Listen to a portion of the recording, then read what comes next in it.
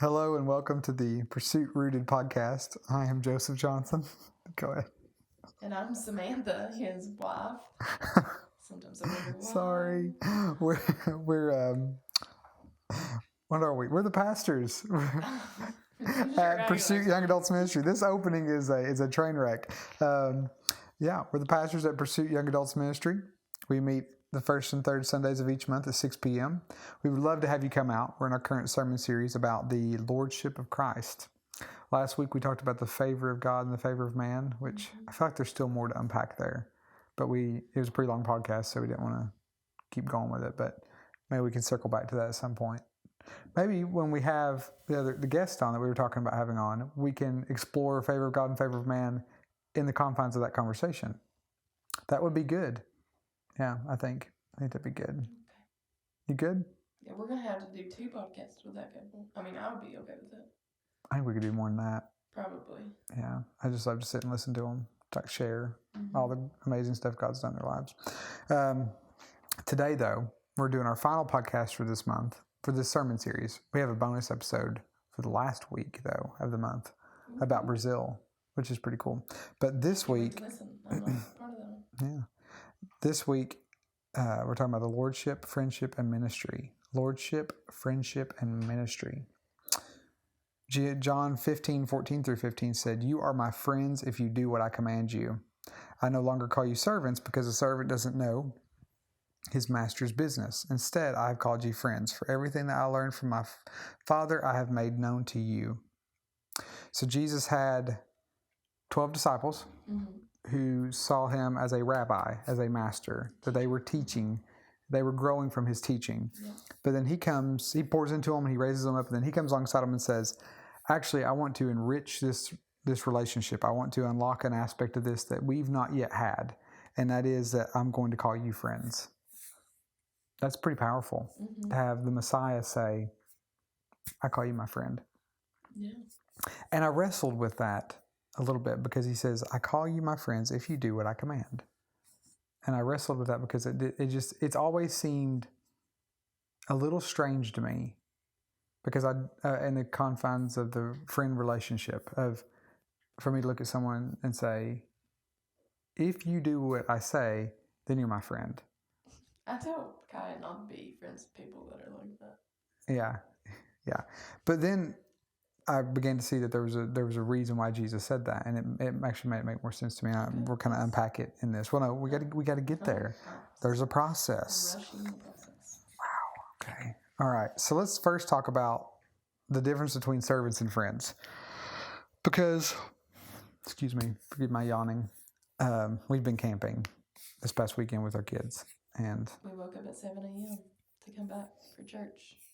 We're committed like that.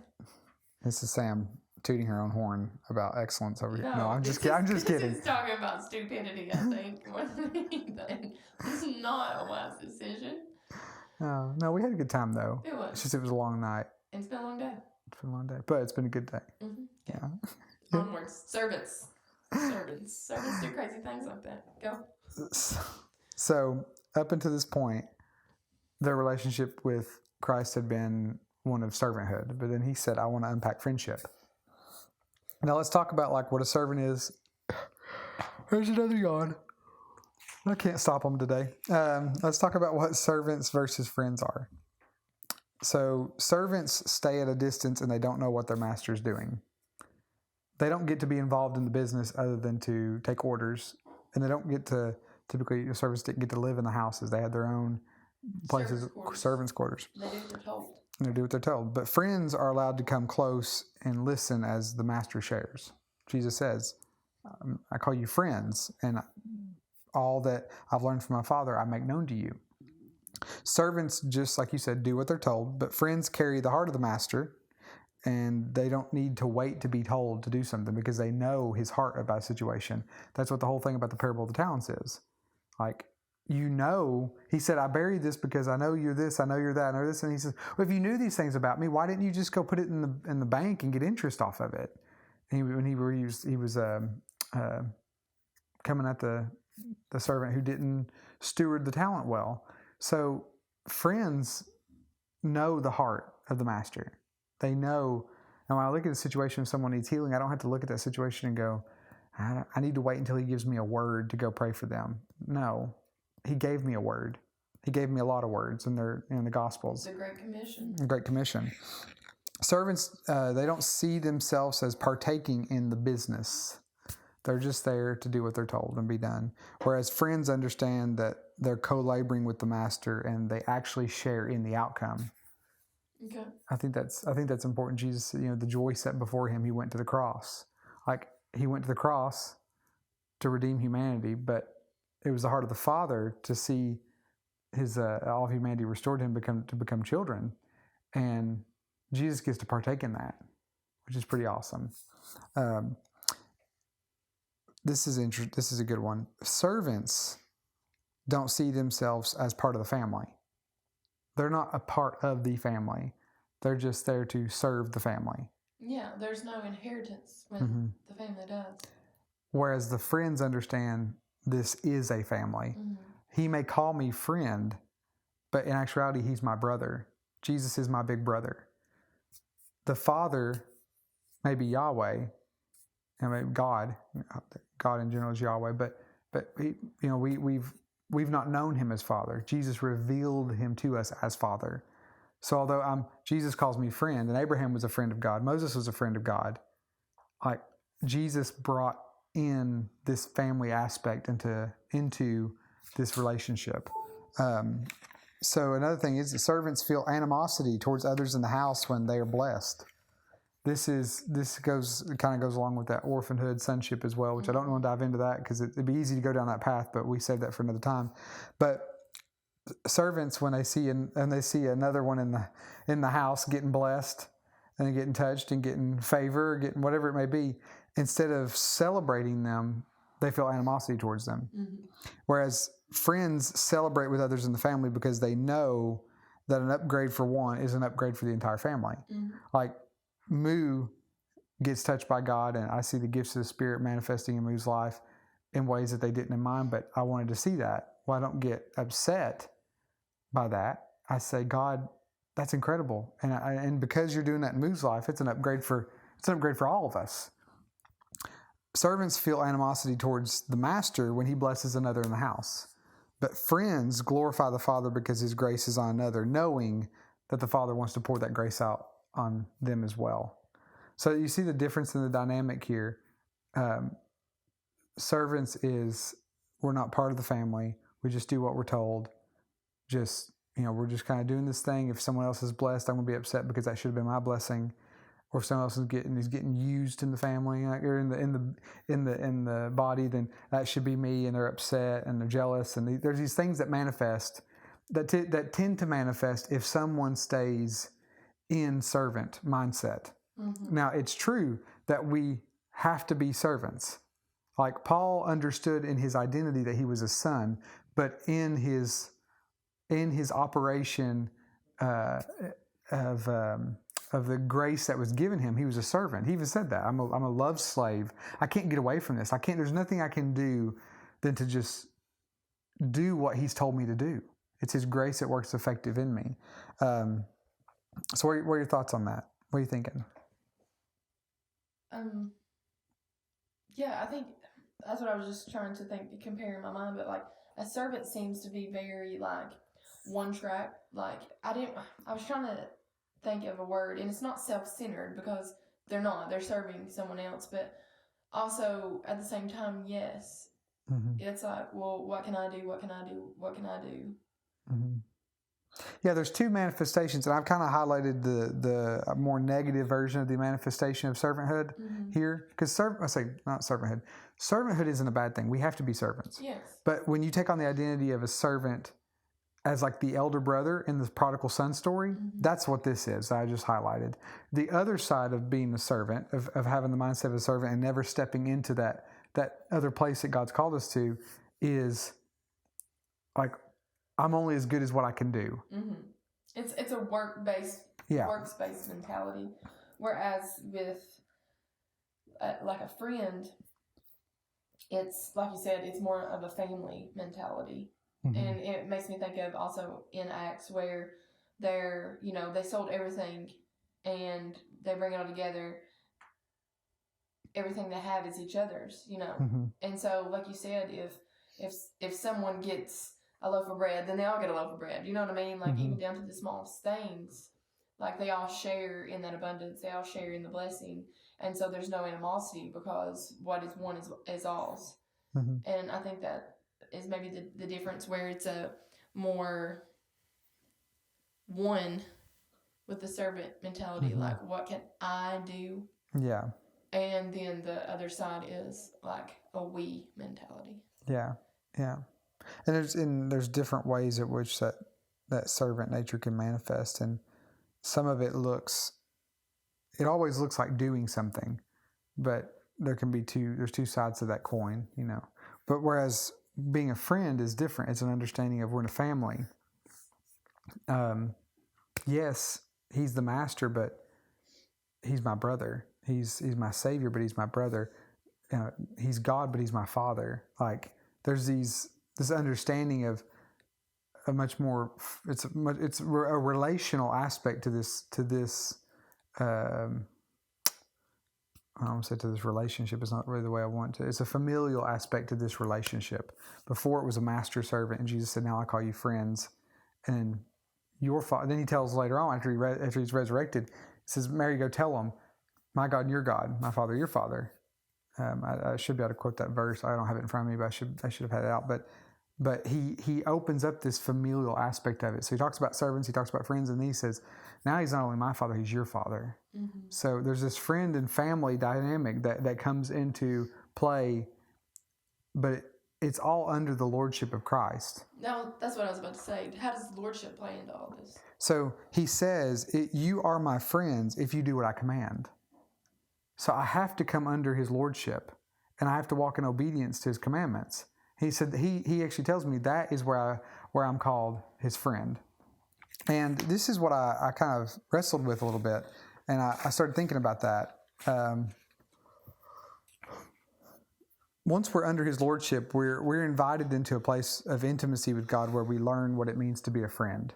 That's what he's saying here. So you don't have to just stay at this servant mentality. But he says, you're my friends if you do what I command. Essentially, yes, I don't want to take away from his Lordship. I don't want to take away from the fact that he's the king of the universe here. But I think it's important to point this out, is that what Jesus is saying is, I've given you the way of life that the Father gave to me. If you follow it, then your life will be aligned with mine, and therefore you and I are going to be walking in the path of righteousness together. Now Jesus isn't deviating from that path. But what he's doing is he's giving me what the Father gave him. And he's saying, if you walk in this, you're going to have your life aligned with mine. You're going to be walking in the path of righteousness. You're going to be walking in the way that God intended all of humanity to walk. I think that's interesting. But it's not just what the Father gave him. It's not just him saying, well, the Father gave me this, so here you go. He's king. So when he passed down what the Father gave him, it didn't come as a suggestion. It was like, no, this is a kingdom. He's the king. He's giving us what the Father gave him, the way of life, the path of righteousness that he walked out and he modeled for us. And he's saying, now, if you will do this, if you will walk in what I commanded you, if you will walk the path that I'm walking, then you'll be my friend. Yeah, well, and I always take it back to like the royal priesthood and different things like that. Like, we're heirs of God. Like, we're royal. That's what I tell the kids all the time. You're royal sons and daughters of God.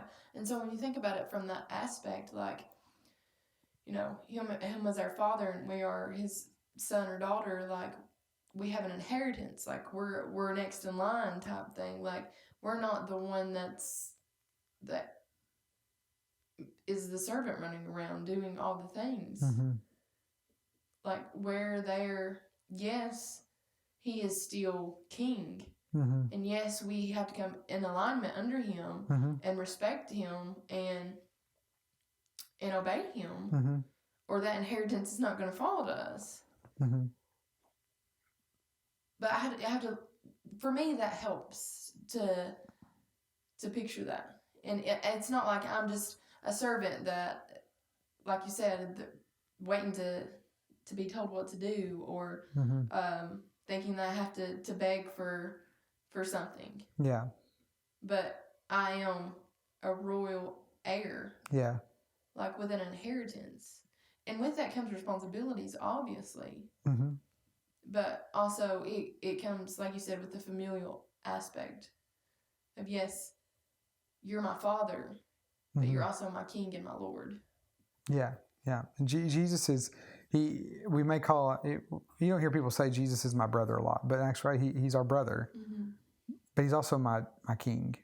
And just, it does not take away from my position in the family to glorify him and acknowledge him in his right position. Yeah. Like, I'm still royal, and I'm still in a part of this royal priesthood, kingdom, priesthood, and family, even though he's king. Like, because he's king, I've been brought into this. So I don't have to look at him and be like, well, he's king and, I'm just over. No, that's a weird way to look at this. It was because of his sacrifice, he gets to be king. He's God.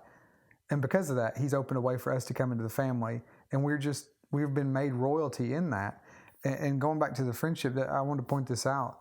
The way that kind of comes out when I was saying, like, Jesus said, if you walk in this, you're walking the path that I'm walking. You're walking the way that I'm walking. So I like this, just to kind of explain friendship from this perspective.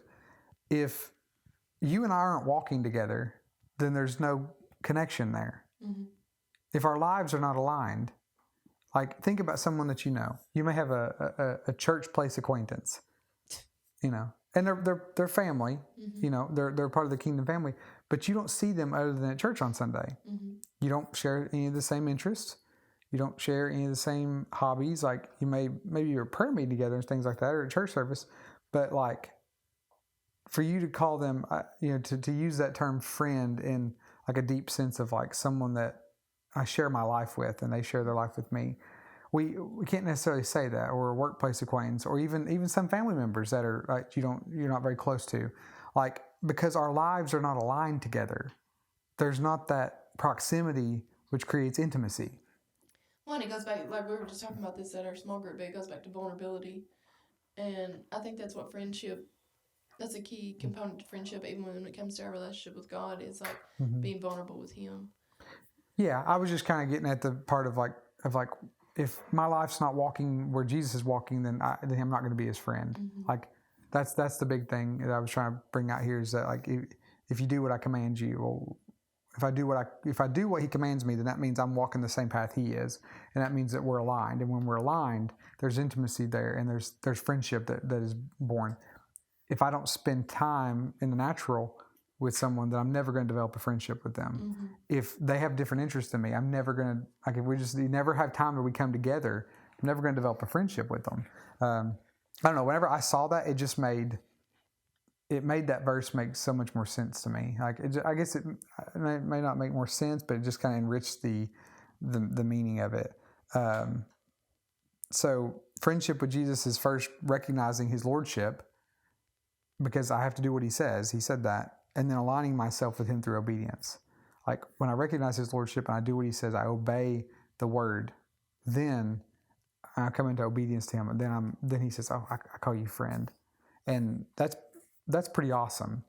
Now, how does this relate to ministry? How does friendship and lordship relate to ministry then? I mean, I think both of those things relate to ministry, because if he's not Lord of your life, you're not walking with him in a place of intimacy where he does call you friend, like he called Moses friend, or David friend, those things, then it's really hard to do ministry apart from that. Well, I mean, what does that look like? What does ministry look like for someone who's a servant versus someone who's a friend? It's, again, tell me what to do. Yeah. Instead of like coming alongside and being like co-laborers together. So we, like, when we're friends with God, we recognize that he's already at work. Mm-hmm. And he's plowing a field, he's sowing a field, he's harvesting a field, and he's inviting us to come and join in that work, whereas a servant can sometimes have that mentality of, I'm just here to punch the clock, or give me my next marching orders, give me my next assignment, God.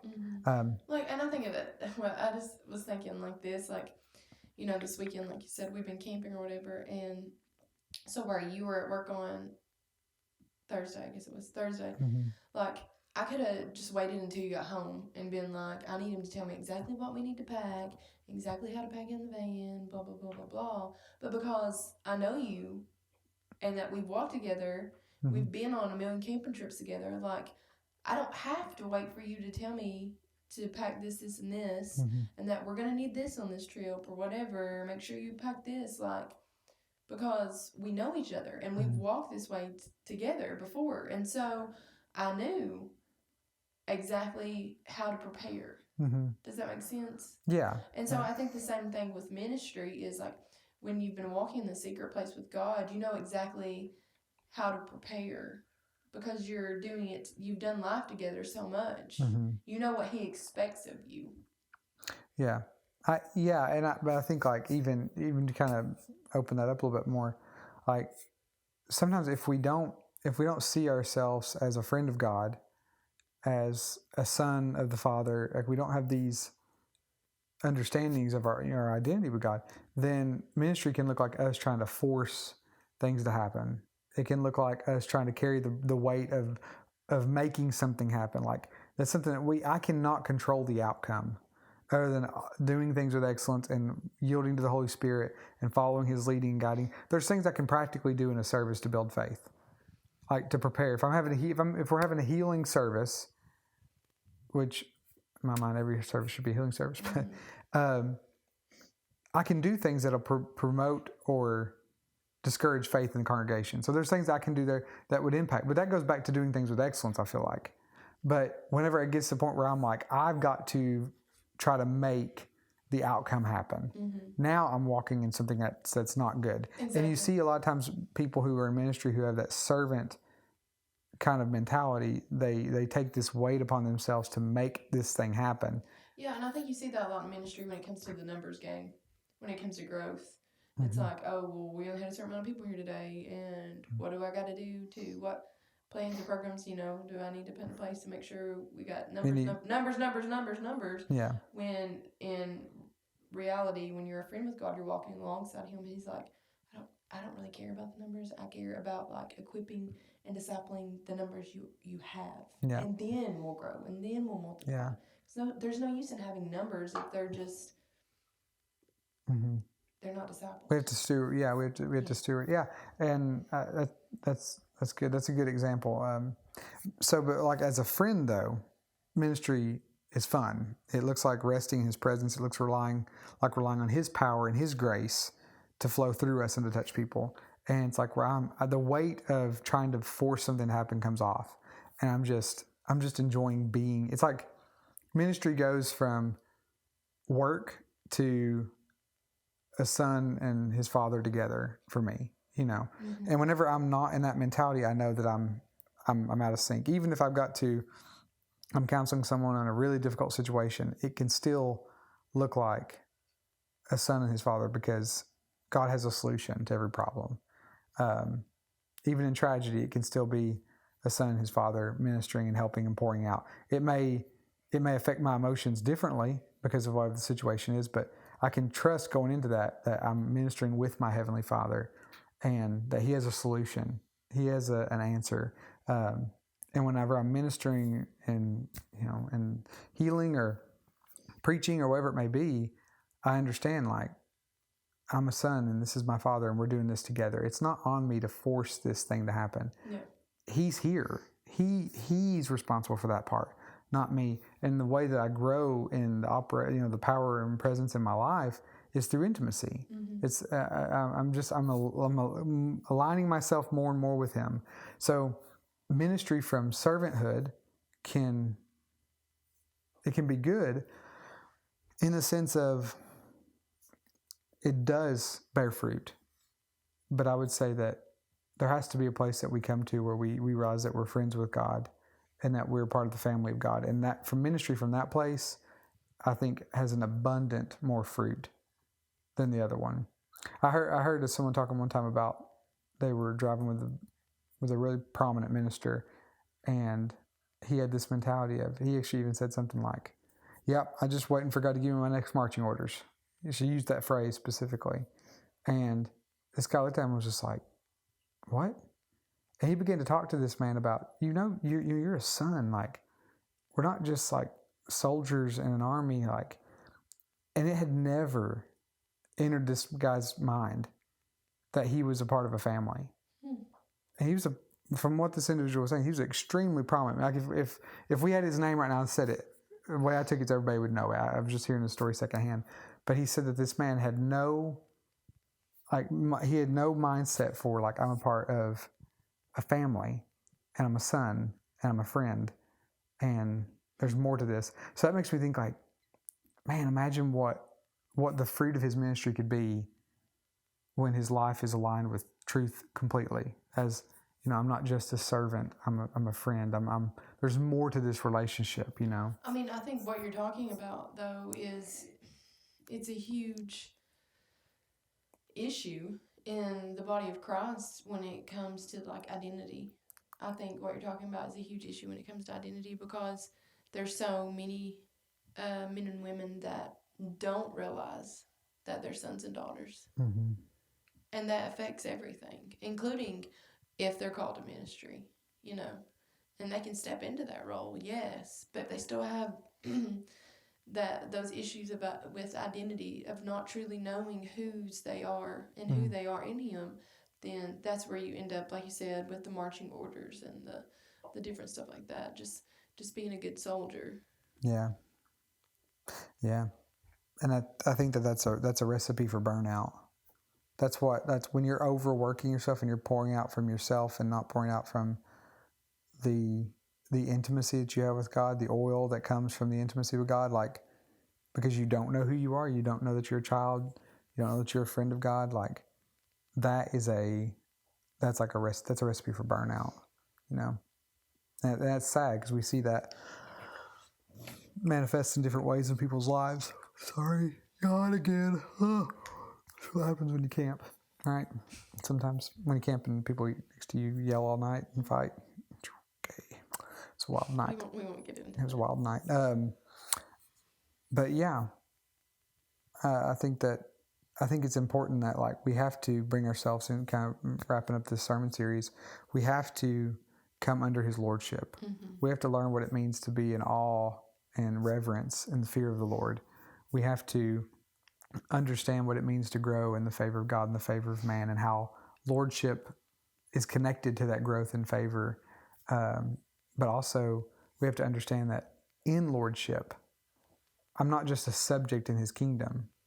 He actually says, if I'm in alignment with His Lordship, He will call me friend. And that opens up an aspect of the kingdom that I think we've not explored. I think we've not explored that. We've seen people explore that. Mm-hmm. We've seen people walk in that, and we see their lives and we go, whoa, they're the super blessed ones. They're the super powerful ones in ministry. They're the super anointed ones in intercession. It's like, no, they're just obedient. Mm-hmm. And He calls them friend. Mm-hmm. I think there's so much more to that place. And ministering from that place is where we're supposed to be. We're not ministering to try to become God's friend. If I do enough stuff, I can become God's friend. So that's not what this is about. But we pour out from a place of friendship with God and sonship, and instead of just, I'm a servant ready for my assignment and my marching orders. And there's so much more to ministry from that place. Like, I don't know. That's not something that's common. Yeah, I think about it, like, with ministry, like, if you're doing something with a friend, like you said, it's like, it's fun, it's enjoyable, mm-hmm. But if you're just doing something because you think your boss has told you to do it, like, there's a lot more pressure there. Like a pressure to perform, but that's not what ministry is about. It's a pressure to perform if I don't understand that I live before an audience of one. Mm-hmm. when my audience becomes the congregation instead of Jesus, there's pressure to perform. Mm-hmm. Yeah. Yeah. That's the difference, I think. Yeah. To me, that's what it feels like. Yeah. I know whenever I put pressure on myself, because thinking of expectations of people and even expectations of myself, and I'm not aligning myself as a friend of God and as a son of God, then ministry becomes hard. And the operation of the presence in the ministry, it just doesn't seem to be as evident. But as I align myself with Him in truth, which is what we're talking about here, the manifestation of His presence in that ministry is much more noticeable. And even in my own personal life, it's easy to stay delivered whenever you're walking with a deliverer. That's good. Yeah. So, got anything to add? Yeah. All right. And with that, this is the end of our sermon series on Lordship. And I can't remember what our next series is. Next week will be our bonus episode about Brazil, which is going to be good. So we had Courtney and Jamie are going to be on sharing some testimonies about their experiences in Brazil and how it's affected their lives. And it's going to be good stuff. So until then, do what Jesus said. Do what Jesus said.